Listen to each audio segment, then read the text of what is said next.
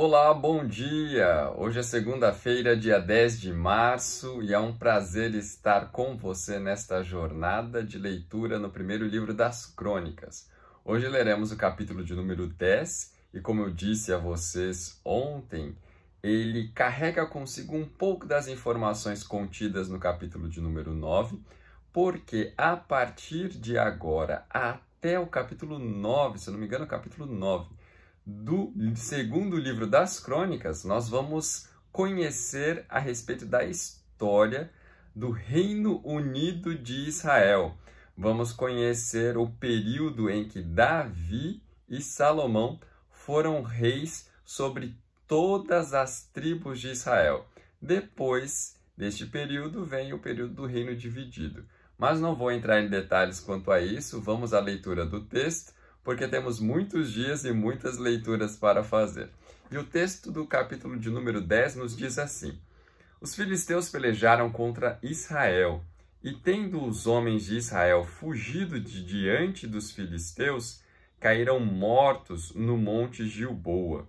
Os filisteus perseguiram Saul e seus filhos, e mataram Jonatas, Abinadab e Malquizua, filhos de Saul. Agravou-se muito a peleja contra Saul, os flecheiros o avistaram e ele muito os temeu. Então disse Saul ao seu escudeiro: Arranca a tua espada e atravessa-me com ela, para que porventura não venham estes incircuncisos e escarneçam de mim. Porém, o seu escudeiro não o quis, porque temia muito. Então Saul tomou a espada e se lançou sobre ela.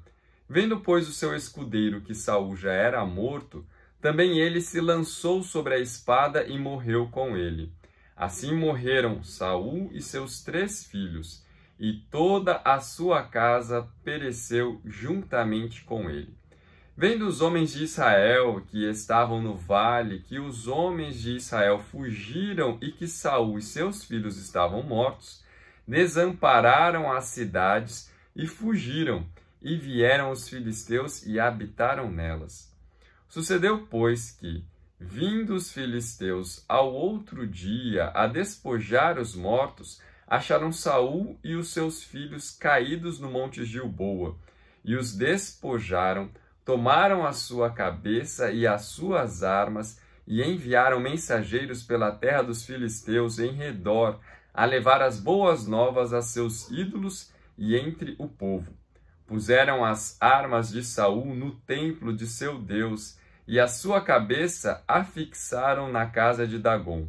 Ouvindo, pois, toda a Jabes de Gileade, tudo quanto os filisteus fizeram a Saul, então todos os homens valentes se levantaram e tomaram o corpo de Saul e os corpos dos filhos, e os trouxeram a Jabes. E sepultaram os seus ossos debaixo de um arvoredo em Jabes, e jejuaram 7 dias. Assim morreu Saul por causa da sua transgressão cometida contra o Senhor, por causa da palavra do Senhor que ele não guardara, e também porque interrogara e consultara uma necromante, e não ao Senhor, que por isso o matou e transferiu o reino a Davi, filho de Jessé. Olha só, este é um capítulo muito triste, não só no livro, mas é um capítulo muito triste na história do povo de Israel.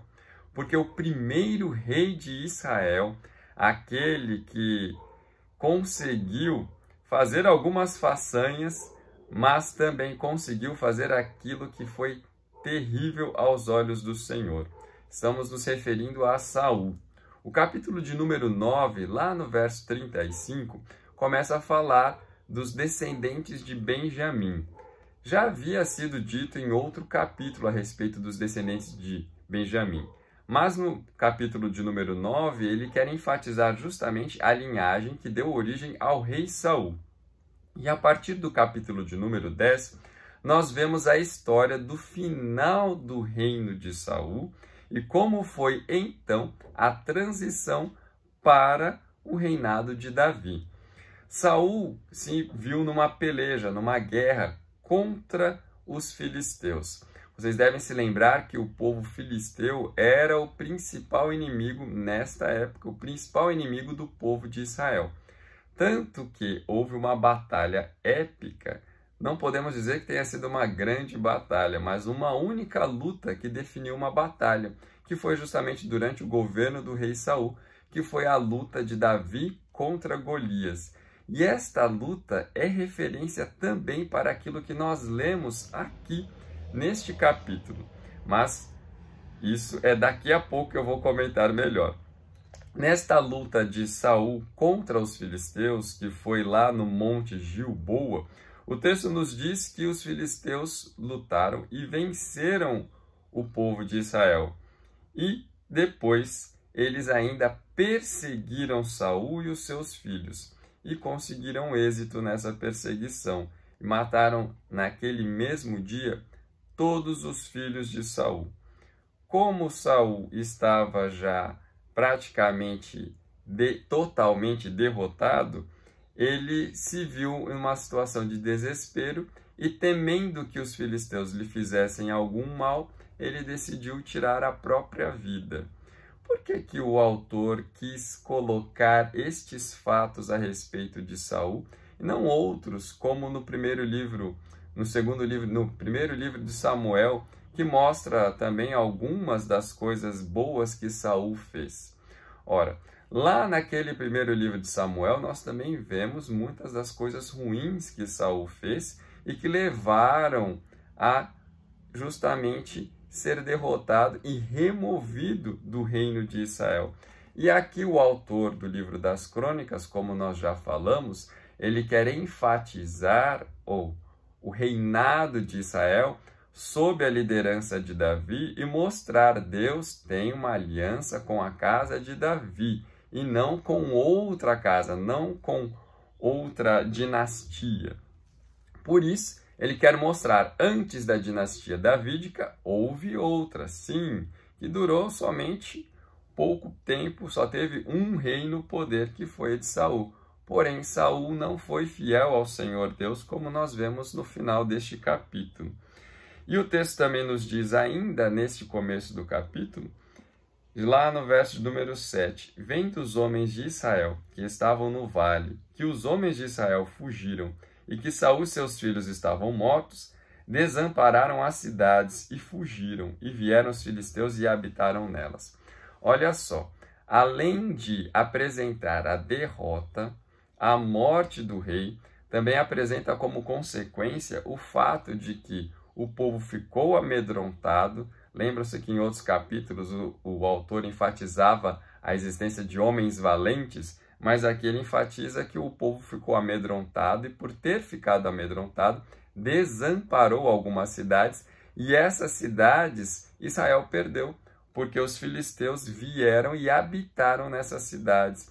Então, o autor faz questão de apresentar aqui pelo menos 3 ou 4 coisas que confirmam a reprovação do Senhor em relação a Saul e a sua casa, pois, sob a liderança dele, Israel perdeu a batalha para os filisteus, também ele perdeu todos os seus filhos na batalha, ele perdeu a própria vida de maneira trágica e Israel, sob a sua liderança, perdeu várias cidades que passaram para o controle do principal dos inimigos de Israel, que são os filisteus. A partir do capítulo de número 8, ele conta mais um fato vergonhoso na história de Saul, porque ele diz que os filisteus fizeram justamente aquilo que Saul temia. Ele temia que os filisteus pudessem humilhá-lo, e foi exatamente o que fizeram. Pegaram seu corpo, arrancaram sua cabeça, penduraram o seu corpo sobre um muro e a sua cabeça levaram como prêmio para o templo do deus, do ídolo deles, Dagon, e mandaram espalhar essa boa notícia no meio de todo o povo deles, dos filisteus. E isso causou grande comoção numa cidade, a cidade que está apresentada aqui, Jabes de Gileade, que era uma cidade do povo de Israel. Os homens dessa cidade foram valentes, foram lá dentro do território filisteu, recuperaram o corpo tanto de Saul como dos seus filhos e deram um sepultamento digno para esses que eram autoridade em Israel.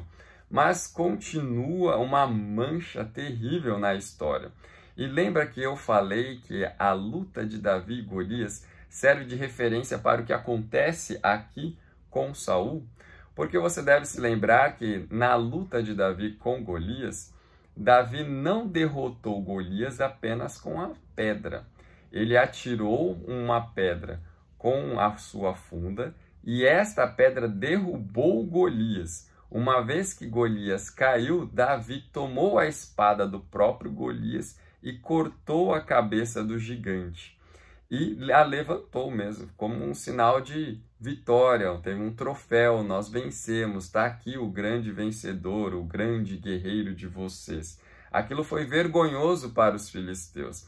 E aquela vergonha que eles tiveram, devolveram também para o povo de Israel, matando não um simples guerreiro, mas matando e humilhando o rei de Israel. Mas no final, o verso número 13 e o verso número 14, eles nos trazem uma explicação por parte do cronista do motivo pelo qual Saul morreu.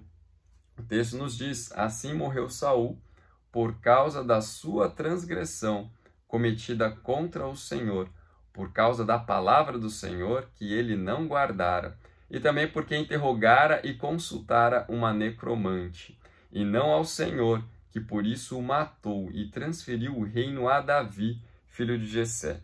O cronista não teme dizer que Saul foi punido por Deus, justamente porque cometeu pecados, fazendo coisas abomináveis de acordo com a lei de Deus.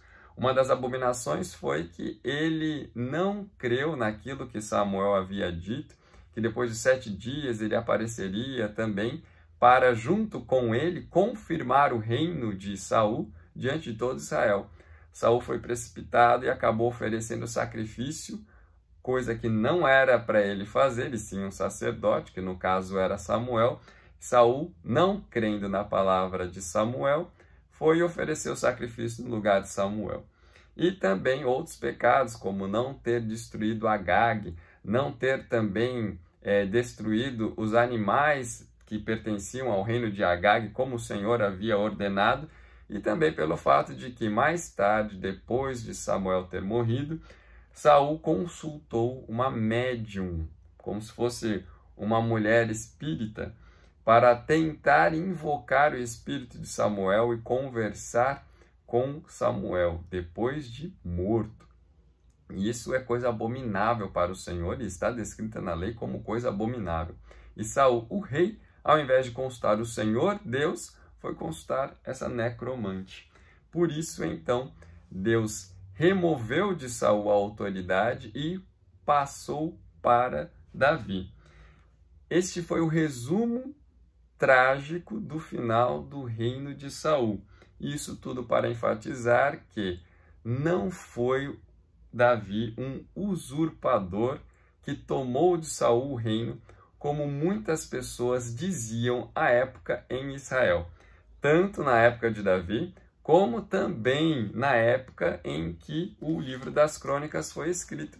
Havia muita gente que não considerava ainda a casa de Davi como sendo digna, merecedora, como sendo verdadeira autoridade sobre Israel. Mas o autor do livro das Crônicas, ele tenta desmistificar este fato de que Davi foi um usurpador. Não, ele não foi um usurpador. Na realidade, Deus tomou de Saul o reino e concedeu a Davi. Nós vemos aqui a importância de seguirmos o Senhor fielmente em tudo aquilo que fazemos. Por mais que tenhamos um início bom e promissor, como foi o caso de vários reis em Israel, é necessário sermos fiéis até o fim. E conhecer também que o Senhor, sendo justo, não vai deixar que o pecado, não vai deixar que o pecador permaneça e prevaleça. Muito pelo contrário, o Senhor concede a vitória àquele que pertence ao Senhor e que é fiel ao Senhor. Portanto, meus irmãos, diante desta palavra, é bom guardarmos, sim, o temor a Deus e buscarmos agradá-lo com tudo aquilo que temos recebido, aprendido da parte dele por meio da sua palavra. Que Deus abençoe seu dia e que você faça bom proveito, muito bom proveito, daquilo que tem aprendido através das leituras que fazemos do primeiro livro das Crônicas. Que Deus abençoe e até amanhã.